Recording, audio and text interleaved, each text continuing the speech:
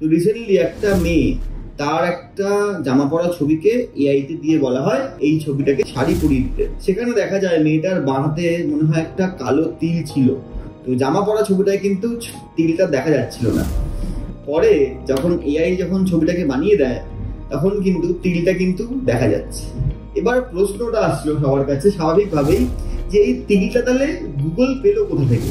আজকে আমরা যখন কোনো নতুন ফোন কিনছি তাতে গিয়ে আগে আমি আমার ইমেল আইডিটা দিয়ে একটা অ্যাকাউন্ট খুলছি। অ্যান্ড্রয়েড ফোনে একটা অপশন আছে যেটাকে বলে হচ্ছে গুগল স্টোরেজ বা গুগল ফটোজ। আমি যেই ছবিটা আমার ক্যামেরা দিয়ে ক্লিক করছি সেই ছবিটা কিন্তু গুগল নিজের স্টোরেজে রেখে দিচ্ছে। আজকে এআই এর জামানাতে গুগল জানে যে আমার কাছে এই লাস্ট 5 বছর বা 6 বছরের যদি পুরনো ফোন হয় তাতে কোন দিনকে কোথায় কটার সময় কোন ছবিটা কোন লোকেশনে তুলেছি, তাহলে কিন্তু গুগলের কাছে অলরেডি সব ইনফরমেশন আছে।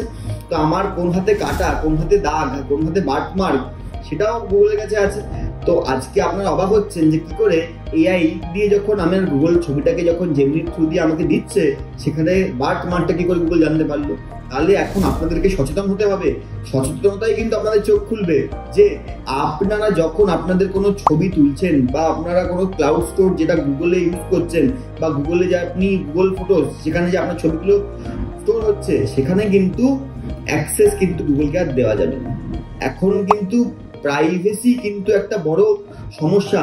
আর এই যে গুগল যে ডেটাটাকে নিয়ে রেখেছে গুগলের স্টোরেজের মধ্যে সেটা কিন্তু ভবিষ্যতে কিন্তু আপনাদের এগেইনস্টে কিন্তু ইউজ করতে পারে। তাই আজকে থেকেই সাবধান হন, নিজেদের ফোনের ক্লাউড স্টোরেজকে গুগলের হাতে অ্যাক্সেস দেবেন না, তাহলে কিন্তু ভবিষ্যতে আপনাদেরকেই সমস্যার সম্মুখীন হতে হবে। তো আজকে একটা ছোট্ট তিল এটা থেকে তাল করা যেতে পারে আপনারা যদি সাবধান হন, তাহলেই।